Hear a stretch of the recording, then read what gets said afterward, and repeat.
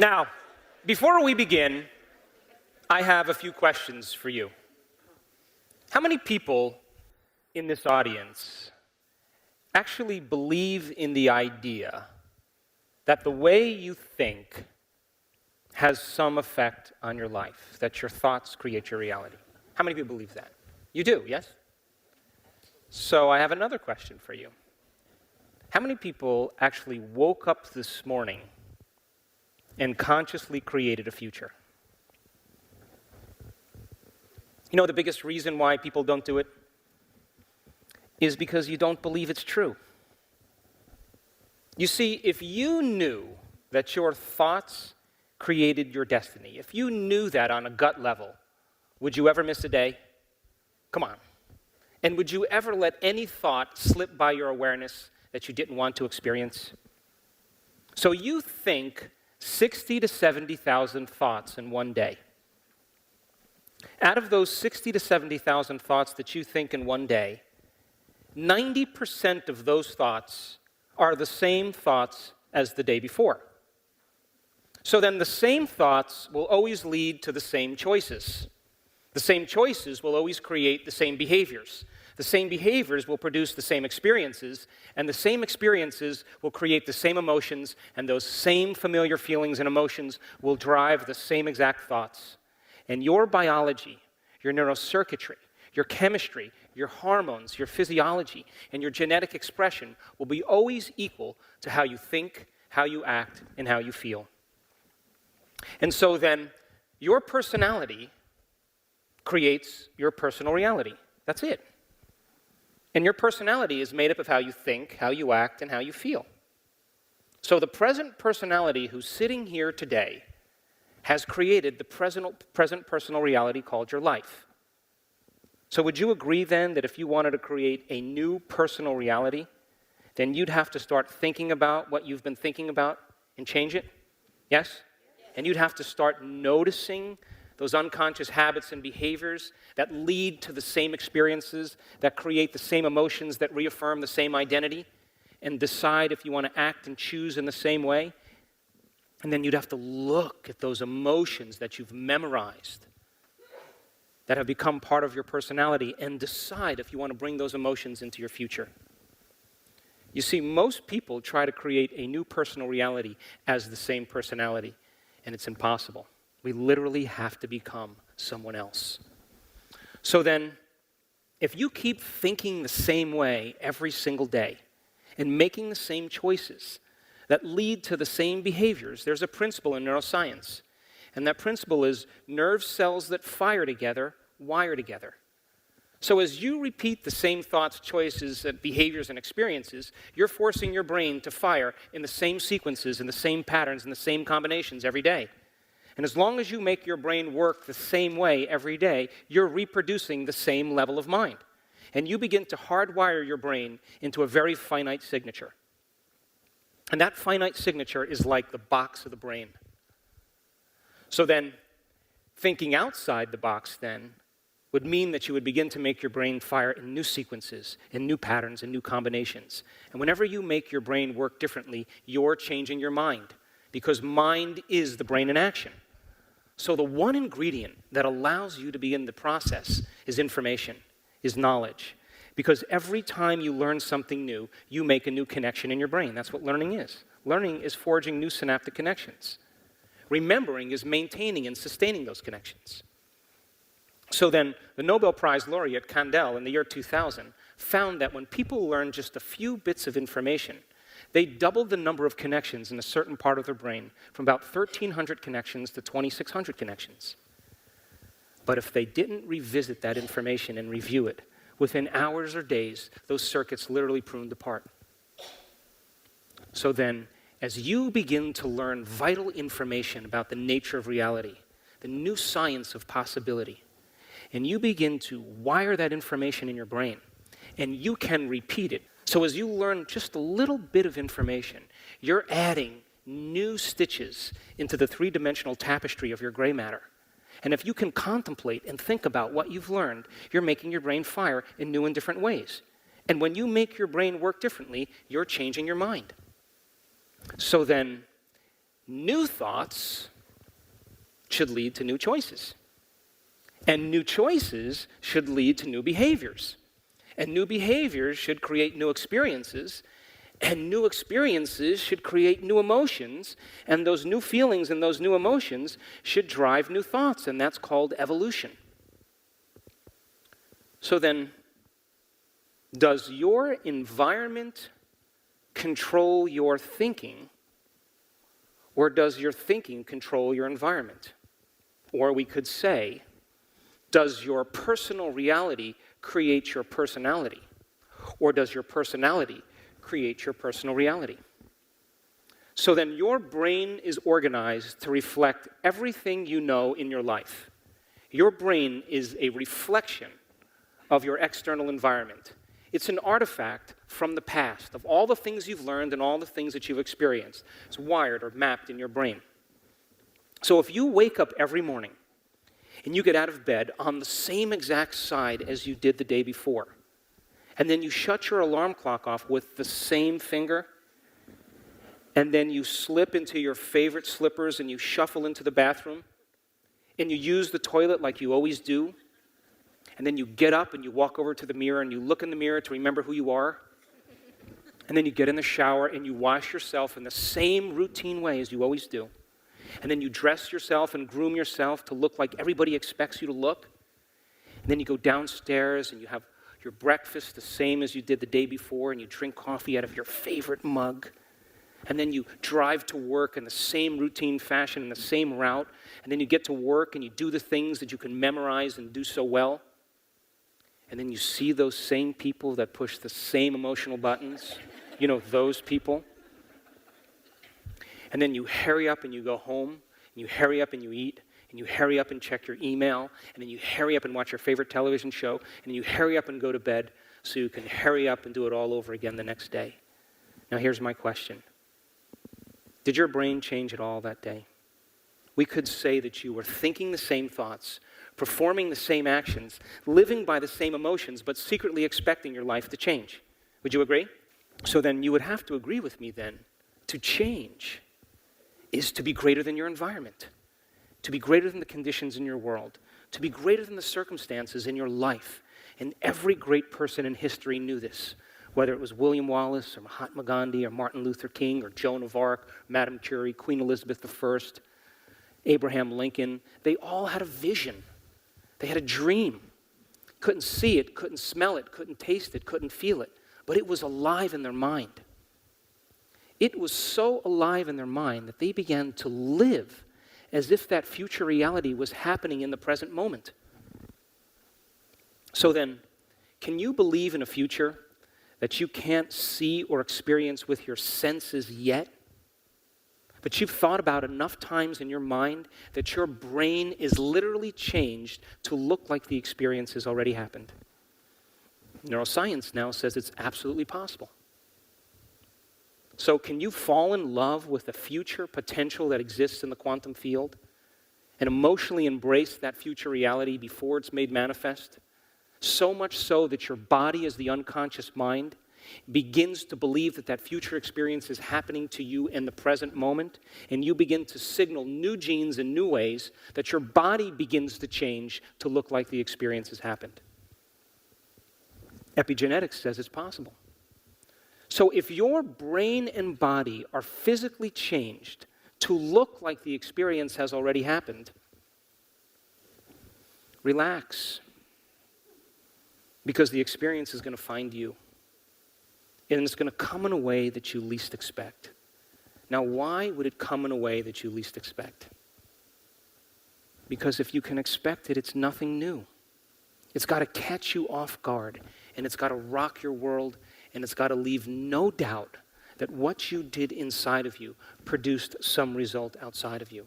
And when you can correlate what you did inside of you that produced some event outside of you, you'll pay attention to what you did and you'll do it again.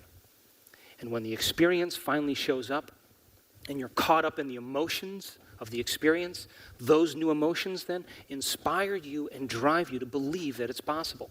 And you begin to build a neurological network that convinces you now that somehow you have a hand in your destiny. How many people are with me? So then, if you accept this paradigm, just in the littlest way, then you would have to agree then that the quantum model of reality says that your environment is an extension of your mind. That mind and matter are so intimately related, it's almost impossible to distinguish them apart. So if your environment is an extension of your mind, and you truly change your mind, shouldn't there be evidence in your life? I mean, why else would we do it? Shouldn't there be something happening outside of you because of the change you made inside of you? You with me? Now, when we embrace the concept of change, you know, if you're no longer going to think the same way or act the same way or feel the same way, you're not going to make the same choices that lead to the same behaviors, that create the same experiences, that produce the same emotions, that make you feel like who you are. The moment you begin the process, you step into the river of change. Now here's the old self, and here's the new self, and there's a void between the two. And when people begin the process of change, the moment they're no longer going to think like themselves, the moment they're no longer going to act like themselves, complain or blame or make excuses or feel sorry for themselves or judge other people, and the moment they are going to stop the emotions that keep redefining them, they just put their foot in the river. And now here's the problem. The moment that happens, it begins to feel uncomfortable.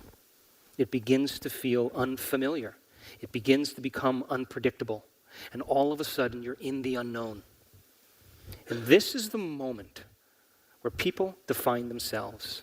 Because the hardest part about change is not making the same choice as you did the day before.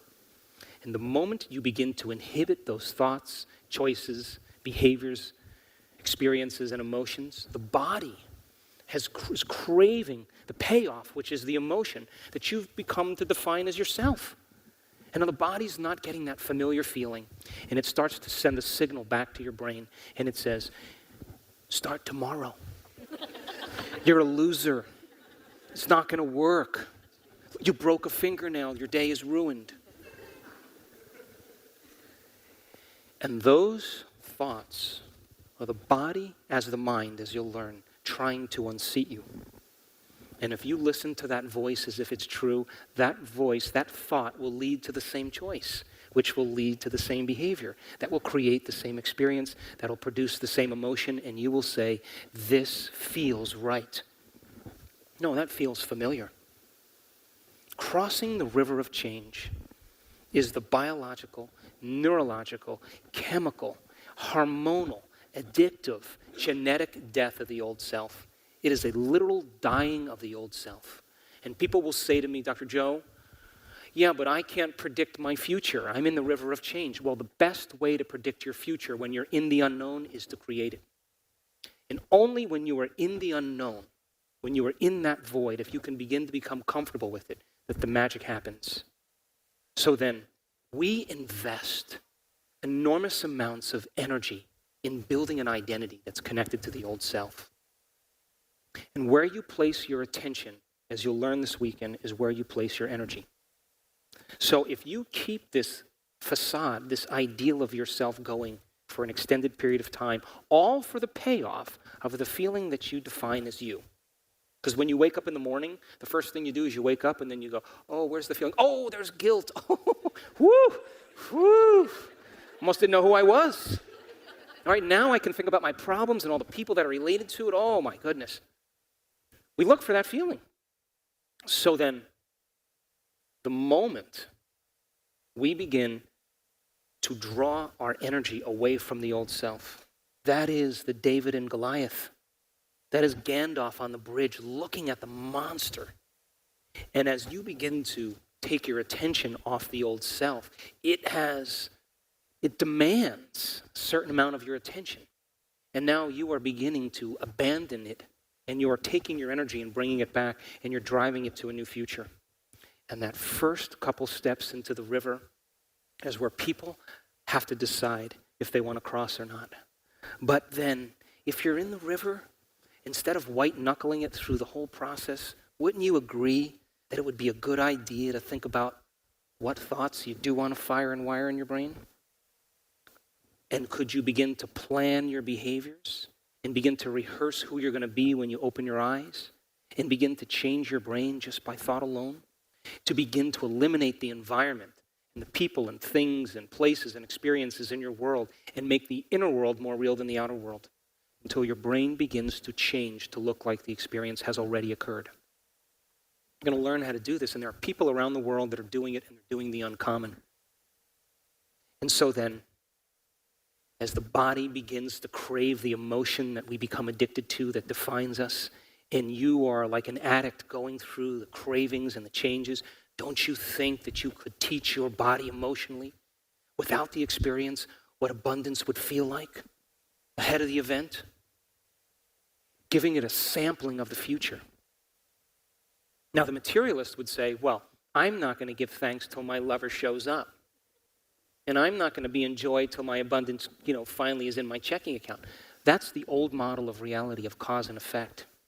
Waiting for something outside of you to change how you feel inside of you. And when that person or that experience changes how you feel differently, and you pay attention to who caused it or what caused it. And that event in and of itself is called a memory. But that's the Newtonian model of reality. Our senses defining reality. But the quantum model of reality is beyond your senses. Which means then, you begin to emotionally embrace the event before it's made manifest. And you can convince your body emotionally that it's already occurred, and those emotions are driving a new set of thoughts. Then you would have to agree with me then. If you do that properly, your brain and body are no longer in the past. They're literally in the future. And if you can give thanks before the event occurred, oh my gosh, we've been hypnotized and conditioned into believing we need a reason for joy. We need a reason for gratitude. That's the old model. But the quantum model says you give thanks before the event is made manifest, and you convince your body emotionally it's already done. Because what is the emotional signature of gratitude? Well, doesn't it mean it already happened? So if you're giving thanks, you move into a state of gratitude, your body as the unconscious mind begins to believe it's already done. And gratitude is the ultimate state of receivership. So then think about this. You're geniuses, right? So if feelings and emotions are the end product of past experiences, and you're feeling the same way every single day, what does that mean? Nothing new is happening in your life? Yes? Now, if feelings and emotions are the end product of past experiences, and you can't think greater than how you feel, or feelings have become the means of thinking, are you thinking in the future or are you thinking in the past? And as long as you told me that your thoughts have something to do with your destiny, as long as you're thinking equal to how you feel and you're thinking in the past, you keep creating more of the quantum model of reality is still working for you. Now, your body is your unconscious mind. And it does not know the difference between an actual experience in your life that creates an emotion and an emotion that you can fabricate by thought alone. To the body, it's exactly the same. So if you're thinking and feeling in this loop for years on end, your body as the unconscious mind is believing it's in the same past experience 24 hours a day, 7 days a week, 365 days a year. The body literally believes it's in the past. And if you condition the body to be the mind of that emotion, then the body literally is in the past. And you can't create a new future while your body's living in the past. How many people understand? So now, when we react to something or someone in our life, the chemical change that's created in the body is called a refractory period in science. So you react to someone or something, and all of a sudden you feel different chemically, and you don't know how to control your emotional reaction to that event, and those emotions last for hours or days. You know what that's called? That's called a mood. What's wrong with you? Oh, I thought you'd never ask. I'm in a mood. Really? Why? What happened? Well, this thing happened to me 5 days ago. And I'm having one long emotional reaction. Now, if you have the same refractory period going on for weeks or months, that's called a temperament. What's wrong with him? I don't know. He just has an angry temperament. Why are you so angry? Well, this event happened to me 10 months ago, and I'm living by one long emotional reaction. I'm memorizing my emotion. And if you keep that same refractory period going on for years on end, that's called a personality trait. And people wear their emotions layer by layer, and they believe that's who they are. That is not who they are. So then, would you agree with me then that in order to change your personality, you would have to look at the emotions that you've memorized that's become part of your identity? Yes? Now, did you hear me say, go back and look at the event and analyze the event? No, it has nothing to do with the event. When you free yourself from those emotions, then that's when you begin to liberate energy, because the body is no longer enslaved to the past. You with me? So then, you're a wonderful wife, you have a great life, you're living the dream, and all of a sudden, your husband comes home and he announces to you that he's moving to Buenos Aires with his 2 secretaries. And you're raising your children, and you got the whole dream going, and you're angry, and you're frustrated, and you're jealous, and you're envious, and you're sad, and you're going through all these emotions, and you don't know this, but every time you think about the experience, you produce the same chemistry in your brain and body as if the event was happening. So your body's re-experiencing the event 50 to 100 times in the day, and you're conditioning the body into the mind of the past. And then you call up your mother and you tell her, and then you tell your family, and then you keep talking about it, and you keep running the chemicals and firing and wiring the circuits in your brain, and it turns into a mood, and it turns into a temperament. It goes on for years on end and becomes part of your personality. You're just that bitter, angry person. And so someone approaches you 20 years later and they say, why are you so angry? And you say, well, I am this way because of this event that happened to me 20 years ago. From a biological standpoint, what that really means is, I haven't changed in the last 20 years, and this event knocked me out of balance. And this emotion now defines me from that experience of the past. I haven't changed in the last 20 years. You with me?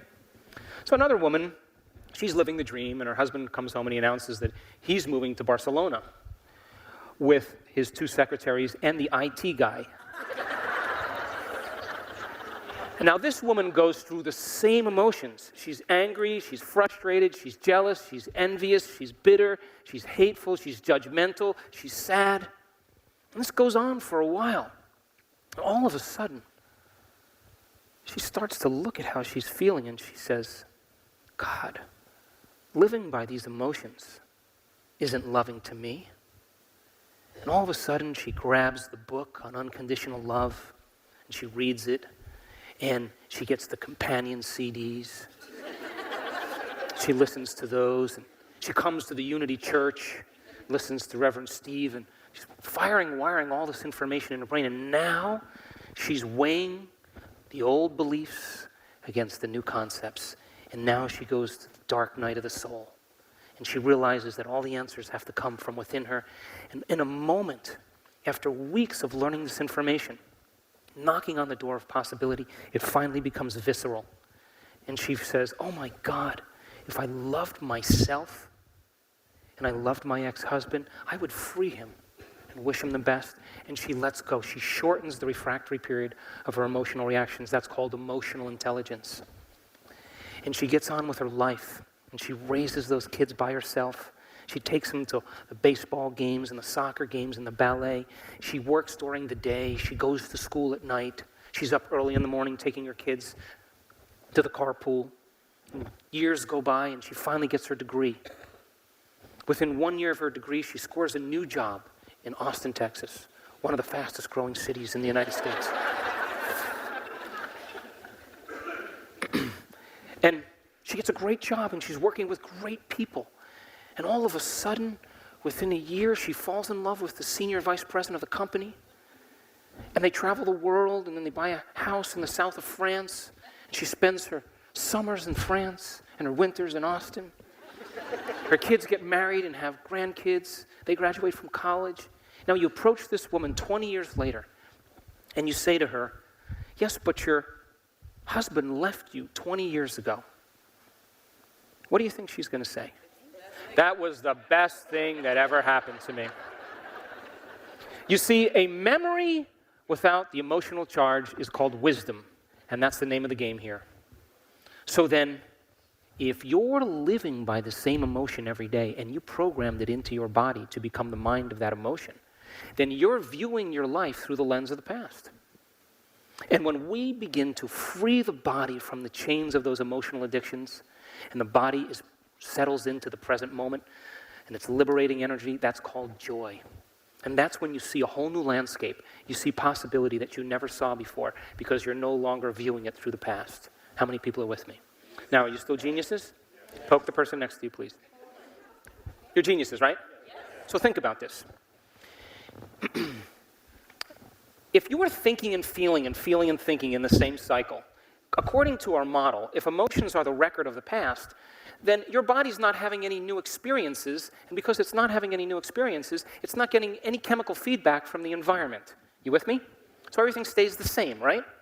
Now, if you were to take out one cell of your body, a skin cell, and you were to stretch the DNA out of that skin cell, it would be 6 feet tall, okay?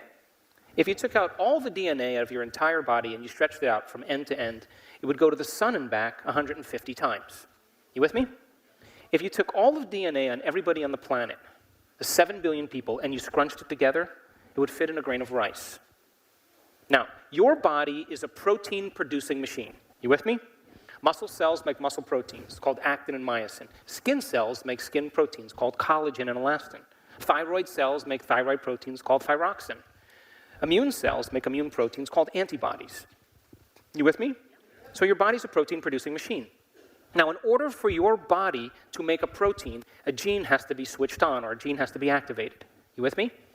So, when they did the Human Genome Project, they went like this. They said, okay, let's see, there's 100,000 proteins that make up the body, so there should be about 100,000 genes in each cell. Well, it takes about 40,000 regulatory proteins to make those 100,000 proteins, so it's 140,000 proteins in the body. We should have 140,000 genes. How many people are with me? Well, one-to-one correlation. Well, when they did the Human Genome Project, guess what? We only express 23,000 genes. We have way more proteins than we have genes, which means then that each individual gene can have thousands of different variations. You with me? So then, 23,000 genes, you are 98% chimpanzee, 300 genes away from a chimp, 70% rat, some more than others, but roughly 70%. There are more genes in an apple than you have. So then, if an organism is facing adverse conditions in its environment, think about the Galapagos Islands. All of a sudden, this island just breaks away, or Madagascar breaks away from the typical environment. And the organisms now have to embrace the new conditions in the environment. With the changing conditions in the environment, the organisms have to behave differently and make different choices in order to adapt to those conditions. You with me? Poke the person next to you, quick. So if the organism's able to adapt and change its behaviors, it should have a new experience, right? And then the new experience produces new chemical information from the environment, and that chemical information then begins to signal the gene. And so by the redundancy of the same signal from the same experiences in the environment, you keep knocking on the genetic door, all of a sudden the gene turns on and it makes a new protein. So if it's cold temperatures, all of a sudden the organism, through the series of exposures, has thicker fur. Fur's a protein. If it's predators chasing prey, they have longer legs.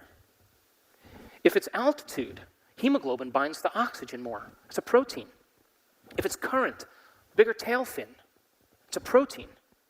So then, as the organism begins to adapt to the experience, then, it begins to produce different chemical feedback through experience that begins to signal the gene. So then if emotions are the end product of past experiences, and you're thinking and feeling in the same cycle, you're keeping the same genes turned on and the other genes turned off, and now you're headed for your genetic destiny. How many people are with me? You got that, yes? So then here's my question. What if nothing new is happening in your life? Can you signal the gene ahead of the experience? That's called epigenetics. So then, if you take a group of diabetics and you have them watch a comedy show for 1 hour, and you measure their blood sugar levels before and after they've eaten a meal and they watch a funny show, that within 1 hour they signal 23 new genes that begin to regulate their blood sugar. Turn on new genes, turn off old genes, just by changing their internal state. If you take a group of stressed out people that are executives, and you teach them how to relax for 6 weeks, to meditate and to breathe, they regulate 1,561 new genes. But if you're thinking and feeling in the same way every single day, you keep the same genes turned on and the other genes turned off, and now you're headed for your genetic destiny. And in fact, if you keep signaling the same gene with the same emotion that makes the same protein, sooner or later the gene's going to wear out. And it's going to begin to make a cheaper protein. So then all aging is the result of improper protein production. What happens when you age? What happens to your muscles, your joints, your bones? It's all protein. Your hair, your skin. So then, if you could signal the gene ahead of the environment, then you may have the key to begin to change your health. How many people are with me? Yes? And so when we do the meditations in our workshops, and by the way, the advancing workshops, we're in and out of meditation all day long. You're changing beliefs and perceptions about yourself and your life. You're reconditioning your body to a new mind. You're finding the present moment. We are tuning into possibilities in the quantum field. It's an event where you participate. So our students begin to understand then that they could signal the gene ahead of the actual experience. Then they don't have to wait for their healing to happen.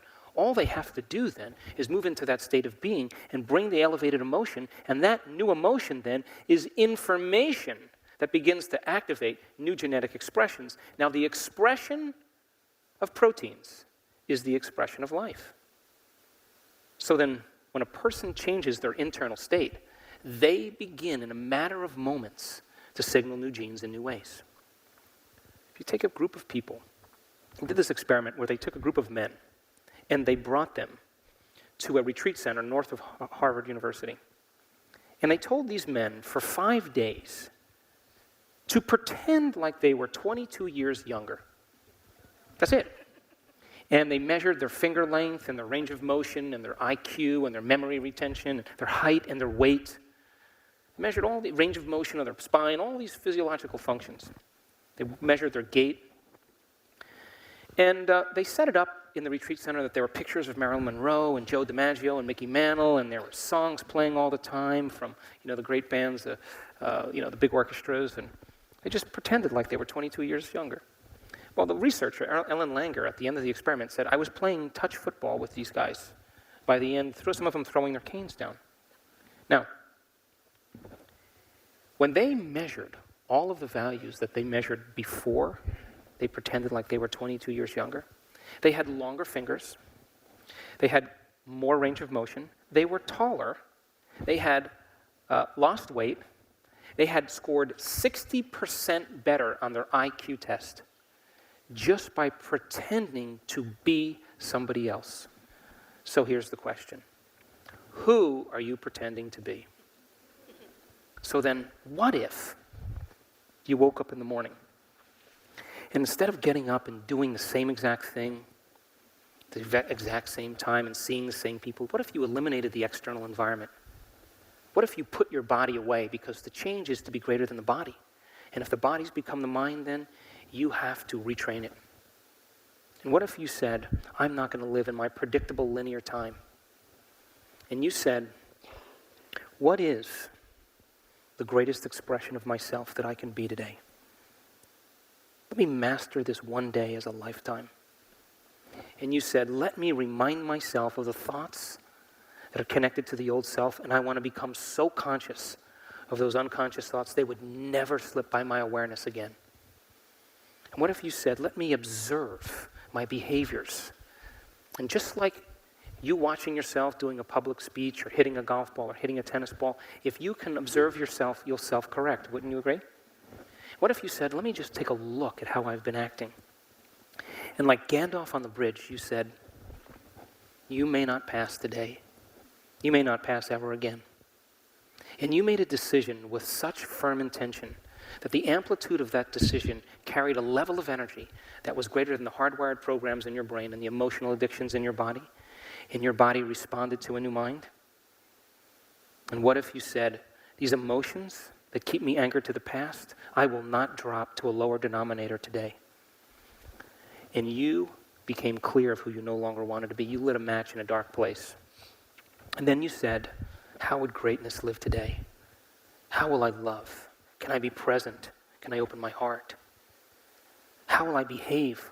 And you begin to think in new and unusual ways.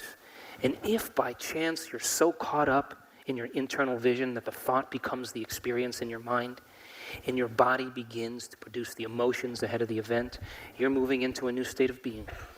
Because how you think and how you feel creates a state of being. And now you're broadcasting a whole new electromagnetic signature into the field. And what if you said, I am not getting up from my meditation until I am this person? Now we're talking about greatness. And your body is bucking and kicking like an unbridled stallion. It's impatient, it's frustrated. Why? Because we trained it to be that way. And it wants to get up and open its eyes and do things to reaffirm the identity of the emotion that it's addicted to. And you're saying, stay, stay. Just like an animal trainer, the body is the animal. It's the servant to the mind. But when the body becomes the mind, the servant becomes the master. And most people think they're making all their choices with their conscious mind. They're making choices with their body mind.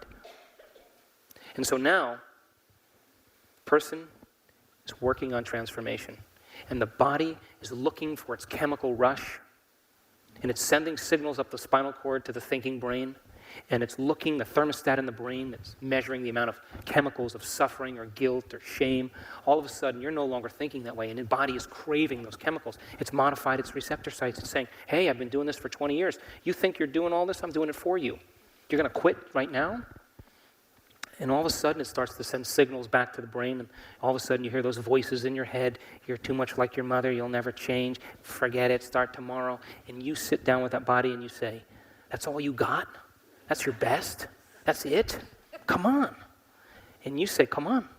We're not getting up until we're in a state of joy or we are in a state of gratitude.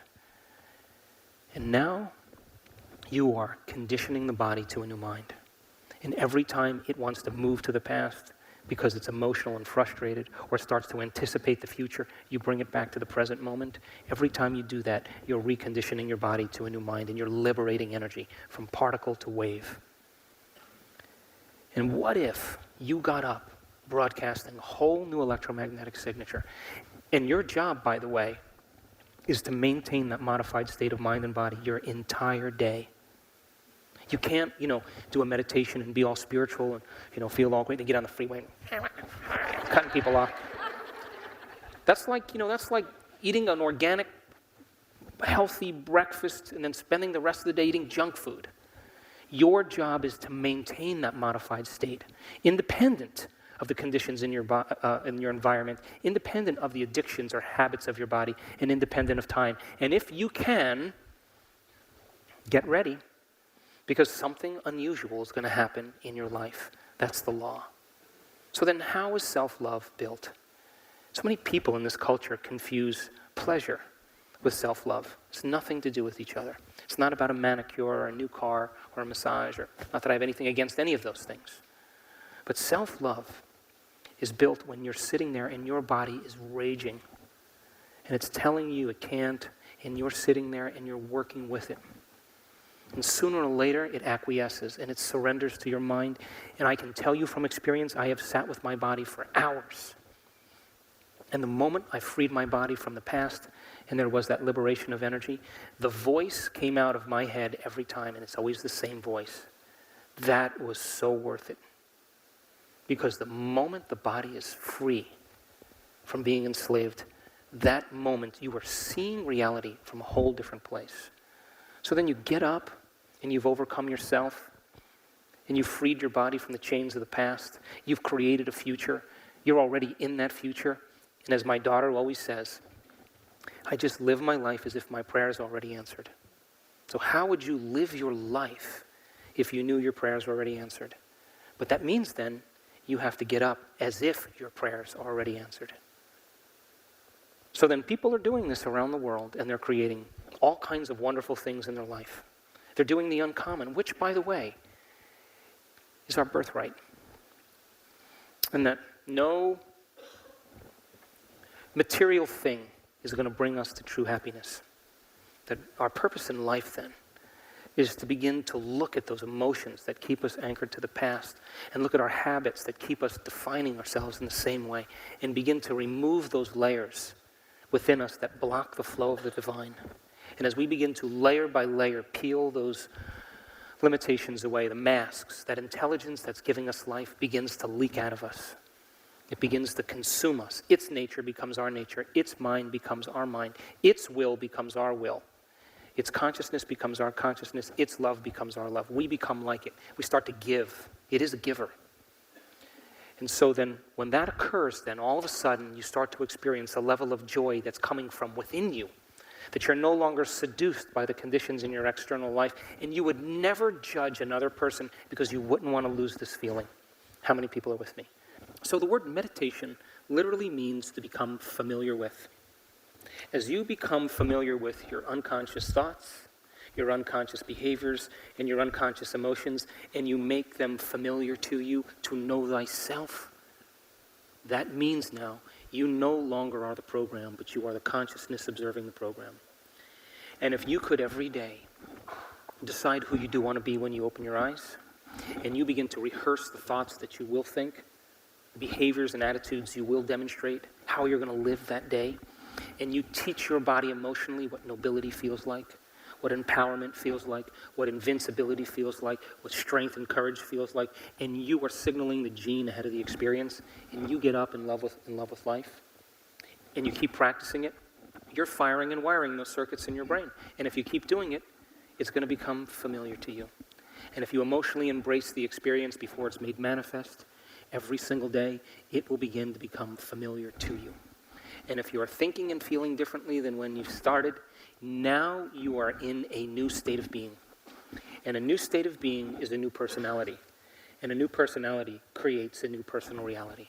And the disease, by the way, no longer exists in that new personality. It belongs to the old personality. Now, do you ever notice when you're totally in a state of creation that you are so involved with what you're doing that you forget about yourself?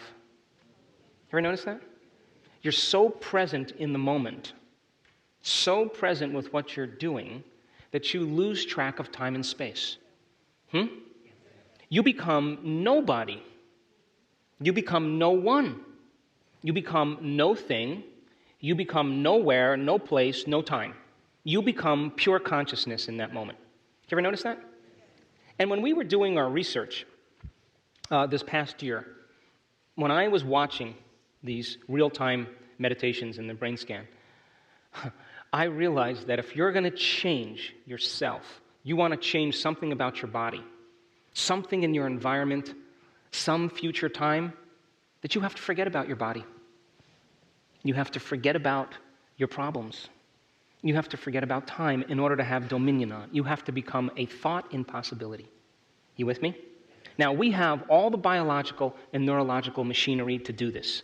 Because of the size of the frontal lobe, remember, 40% of your entire brain. Chimpanzees and gibbons, 14 to 17%. Dogs, about 7%. You cat lovers, 3.5%. That's it. So if your cat's smarter than you, you're in trouble. So what separates us as human beings from all other species is not the fact that we have opposing thumbs, or we stand on 2 feet, or we have little body hair, or that our eyes point straight ahead, or we have big brains. Elephants have bigger brains than us. What makes us so unique is the proportion of the frontal lobe to the rest of the brain. And that forebrain, the latest piece of neurological machinery, is the volume control. It's where we can become so involved with a thought that the frontal lobe, like a great symphony leader, quiets down the circuits in the brain that process time and space.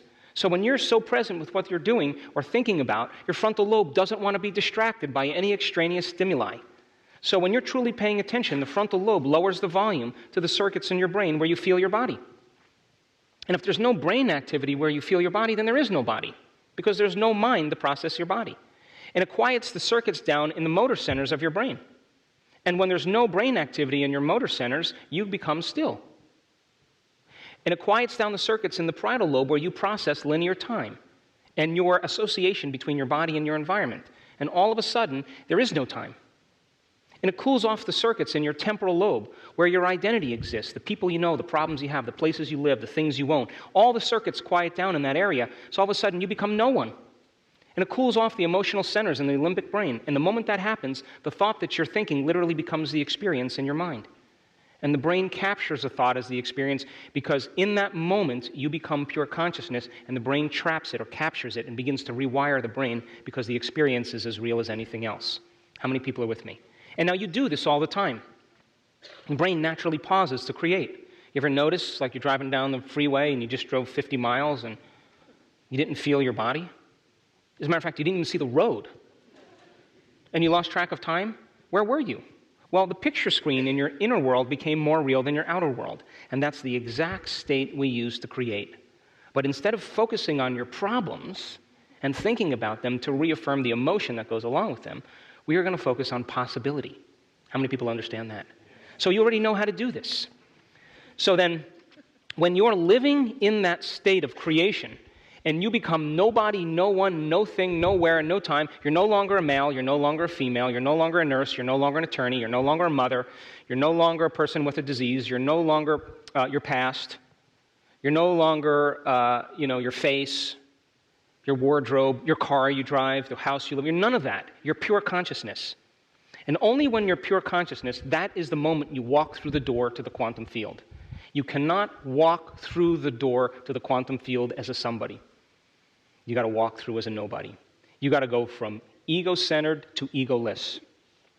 And when we did our research and I was observing and observing and observing, the moment I saw people become pure consciousness is the moment they had dominion over their brain. They could change their body. They could change something in their life. They could create some future time.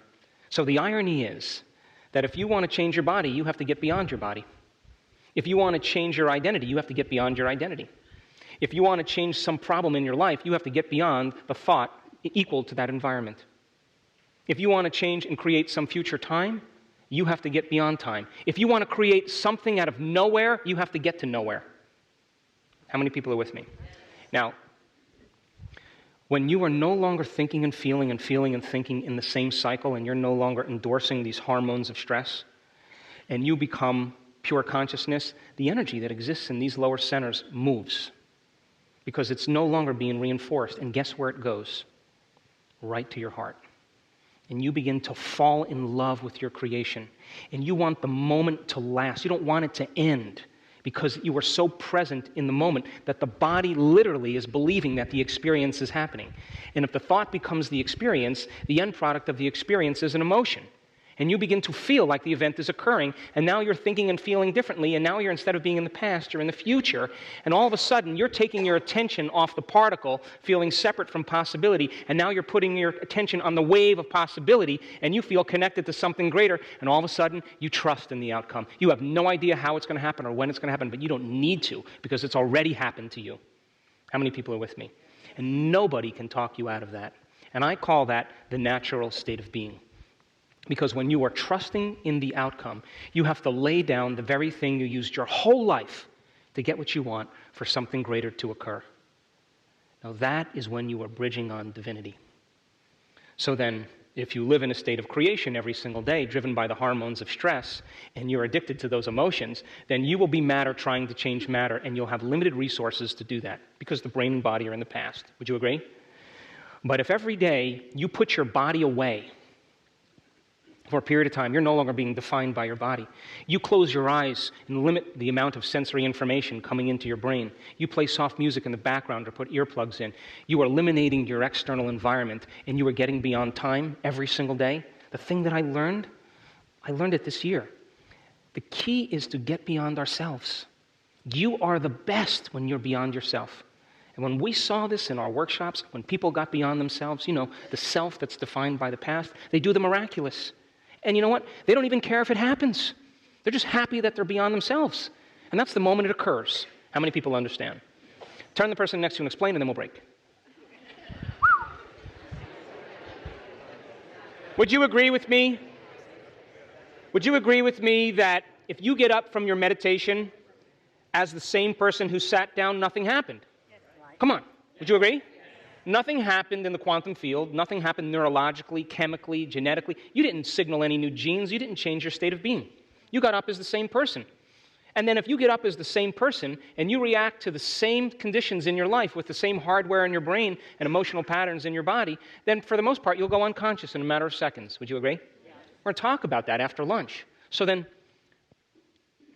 to get up differently than when you sat down means that you were moving from your past to your future. Would you agree? And if you got up feeling differently than when you sat down then, you are in a new state of being. Would you agree? Yes. Now that's not the end, that's the beginning. The purpose of meditation is to change your state of being. It is to condition your brain and body into a new state of being and then get up and maintain that modified state of mind and body your entire day and be challenged by the adversity in your life, but you are now meeting your life from a new level of mind. And I can tell you from experience, the people that have created miracles in their life heal themselves of genetic conditions. Remember I talked about them last night? You know what they say? I want the next challenge. Come on, I want to be tested. They understand that their life is their initiation. They're ready for the next challenge. They're not shrinking from reality. They're not protecting themselves from the worst case scenario and being prepared in case it happens because they're trying to predict their future based on their past. They're outside of that. The door is open to possibility. How many people are with me? Now, wouldn't that be a fun way to live? Do you know that you are making genetic changes right now? Do you know that every time you forge a new connection neurologically in your brain, that somehow the DNA inside that nerve cell has to be signaled, and the moment it's signaled in a matter of milliseconds, it grows a new branch and it reaches out and makes a connection. That's a genetic change. So then you would have to agree with me then, if you're not learning anything new or having any new experiences, for the most part, you're staying the same. Yes? And that the research with neuroplasticity says that your brain physically changes from every new thought you embrace, every new choice you make, every new experience you have, every new behavior you demonstrate, every new emotion that you can cultivate. There are chemical and physical changes that take place in your brain, which means you are changing your mind. How many people are with me? So when you change your brain, you change your mind. And when you change your mind, you change your brain. How many people understand? So then if you begin to learn information and you wired it in your brain, and then you keep revisiting that information, you start installing the neurological hardware. Yes? If you keep revisiting it and keep reviewing it and keep firing and keep wiring, the hardware program becomes a software program. Now it becomes an automatic software program because you practiced it enough times, it becomes automatic. How many people understand? And we call those neurological networks. And neurological networks are just gangs of neurons that have fired and wired together to form a community of neurosynaptic connections.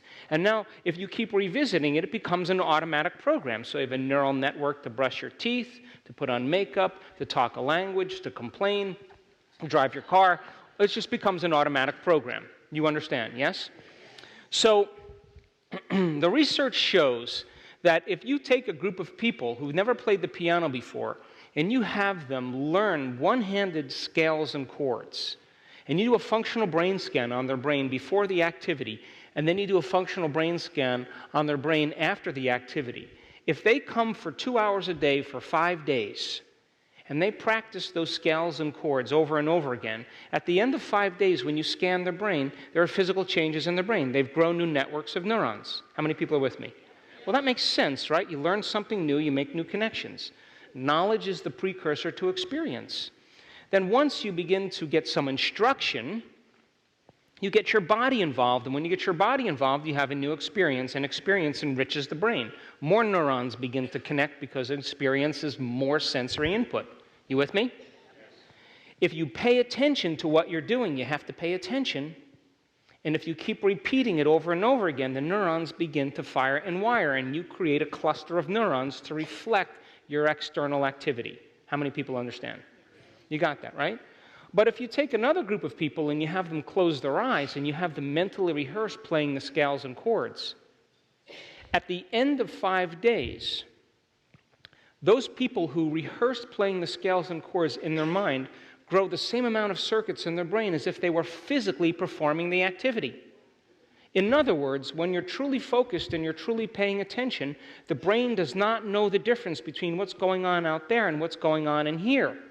And the brain literally believes that the thought is the experience, and without lifting a finger, it looks like they have been playing the piano for 5 days. In other words, it looks like the experience has already happened. How many people are with me? So it begs the question, what do you mentally rehearse all day long, and what do you physically demonstrate all day long? Because what you mentally rehearse all day long, think about, and what you physically rehearse, demonstrate, is who you are on a neurological level.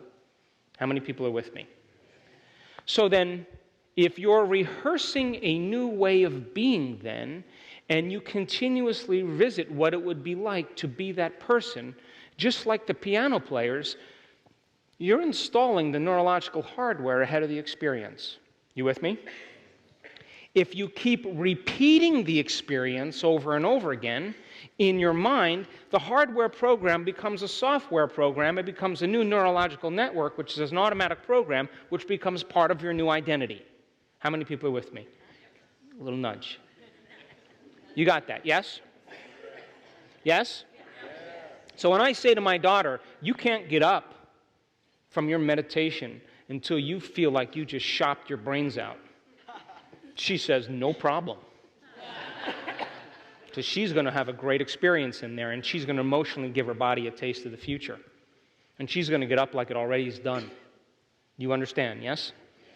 So then you may say to me, well, that's really good dinner conversation, Joe. I understand how mental rehearsal can change the brain because you can change your brain just by thinking about it. I understand neuroplasticity, but how does it change the body?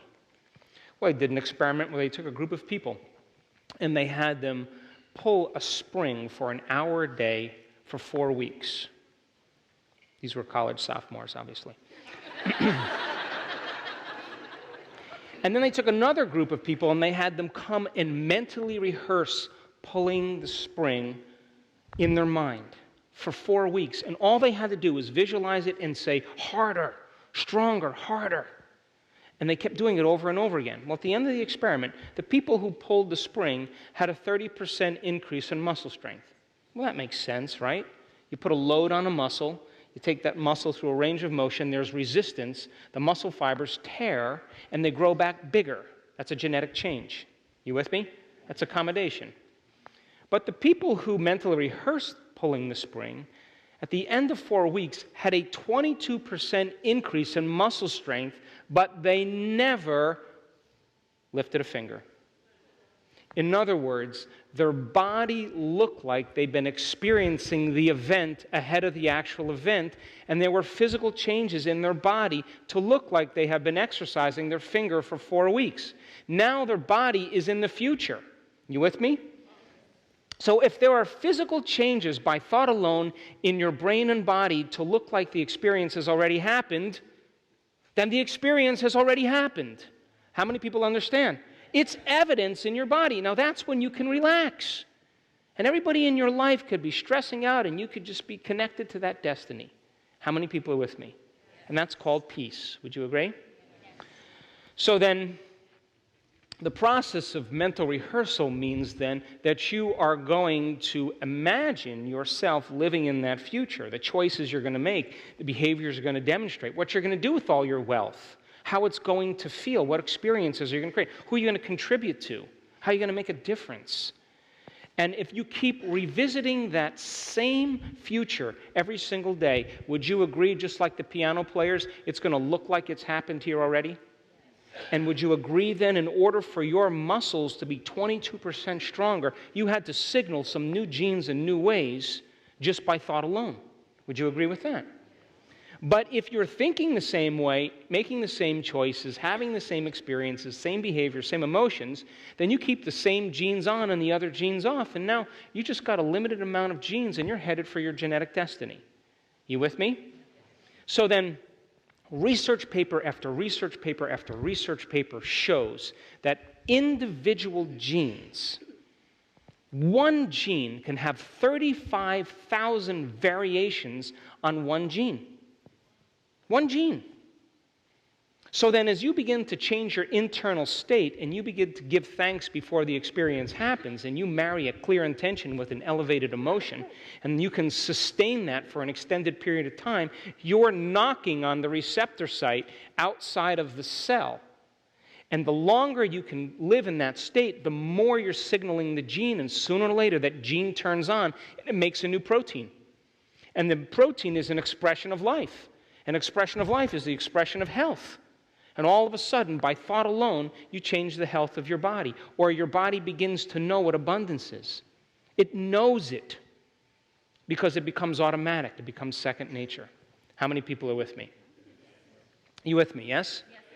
So then, when we do our advanced workshop in February in Colorado, I want to do epigenetic testing on a group of students. I want to know if we're signaling new genes in new ways. I already know that, but I want to produce the evidence. Why? Because once you see that it happens, you'll assign more meaning to what you're doing. You'll believe it more. Would you not? You're just like the maids. You understand what you're doing. So then if you are then emotionally embracing the event before it's made manifest, if the emotion is the end product of an experience, your body will begin to not know the difference between the actual experience in your environment and the emotion that you're creating by thought alone. And your body will begin to be signaled emotionally with new genes. So then there's a gene for nobility. Would you agree? There's a gene for honor. Yes? There's a gene for courage. Yes? There's a gene for vitality. Yes?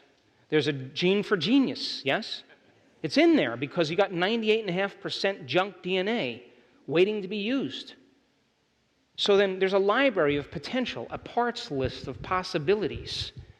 And as you begin to signal the gene in different ways, it begins to change its expression of proteins because a gene makes a protein.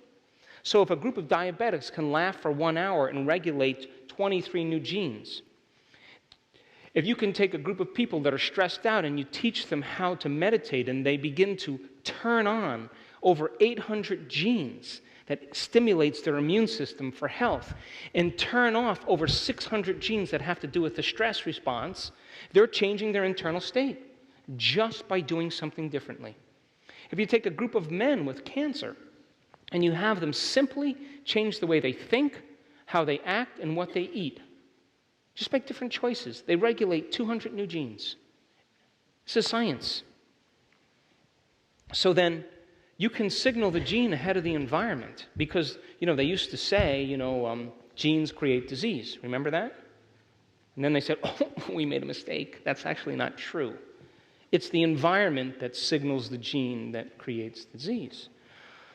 Well, how come two factory workers can work side by side, both exposed to the same carcinogenic chemical, and one gets cancer and the other doesn't? Certainly there's some internal environment that's greater than the external environment, and that internal environment is still the external environment of the cell. How many people are with me?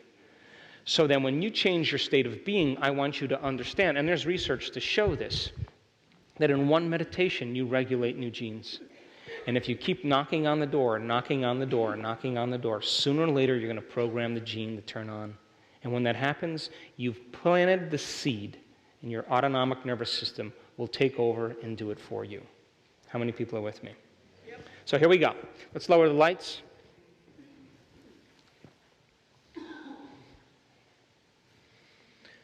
So the first question is, does your environment control your thinking, or does your thinking control your environment?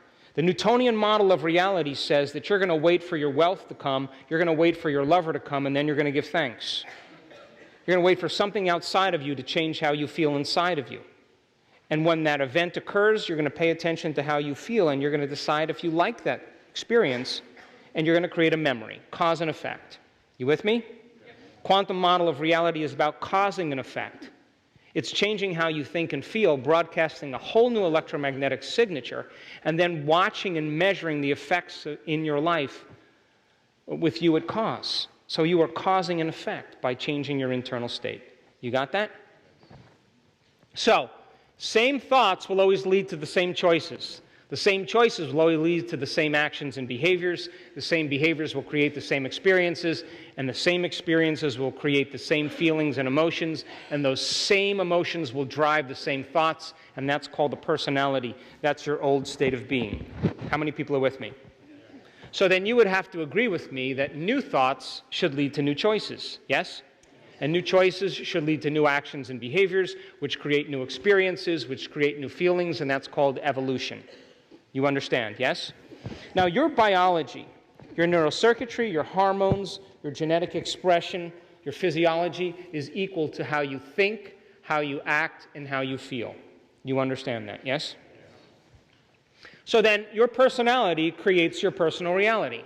And your personality is made up of how you think, how you act, and how you feel. It's your state of being. So then, your past, present personality, the old self, is the same thoughts, the same actions, and the same feelings that keeps reaffirming your past, present life. So then, a new self then would have new thoughts, new actions, and new feelings. Would you agree? Yes. And the effect then should be a new state of being that should have some effect in your external world. You got that, yes? So, you control your destiny. That because of the new science of neuroplasticity, it says then you're not hardwired to be a certain way for the rest of your life. And because of the concept of epigenetics, you're not doomed by your genes to be a certain way for the rest of your life. Your genes are your starting point in life. And you get to select and instruct different genes because they are a library of potential, a parts list of possibility. How many people are with me? So then when you're in the midst of change and you're crossing the river of change, you have to go from the old self to the new self. And the moment you are no longer putting your attention or investing your energy in the old self, you put a lot of energy in the old self. Would you agree? You keep paying attention to the emotions, you keep paying attention to the behaviors, the problems in your external environment. All of that reaffirm the identity. So now you step into the river of change, and instead of putting your energy behind those thoughts, behind those behaviors, behind those emotions, you're observing them. And so as you observe them, you're taking energy away from the old self. And the body, which has become the mind, is craving that energy. And it's beginning to biologically, neurologically, chemically, and genetically begin to die. And so the body starts sending signals to the brain, and you start to hear chatter in your head. You know that chatter, right? It's the body craving its familiar self. So listen to this guy. Every single excuse you could possibly think of, he says. I'm too weak, too slow, too big. I ate too much for breakfast. Got a headache. It's raining. My dog is sick. I can't right now. I'm not inspired. It makes me smell bad. I'm allergic to stuff. I'm fat. I'm thin. It's too hot. I'm not right. I've got shin splints, headache. I'm distracted. I'm exerting myself too much. I'd love to really, but I can't. I just can't. My favorite show is on. I got a case of the Mondays, the Tuesdays, the Wednesdays. I don't want to do this. I'm going to do something else. After New Year's. Next week. Might make a mistake. I got homework. I feel bloated. I have gas. I got a hot date. My coach hates me. Mom won't let me. I bruise easily. It's too dark. It's too cold. My blister hurts. This is dangerous. Sorry, I don't have a bike. I didn't get enough sleep. My tummy hurts. It's not in my jeans. I don't want to look all tired out. I need a better coach. I don't like getting tackled. I have a stomachache. I'm not the athletic type. I want to get sweaty. I have better things to do. I don't want to slow you down. I have to do this as soon as I get a promotion. I think I'll sit this one out. And my feet hurt.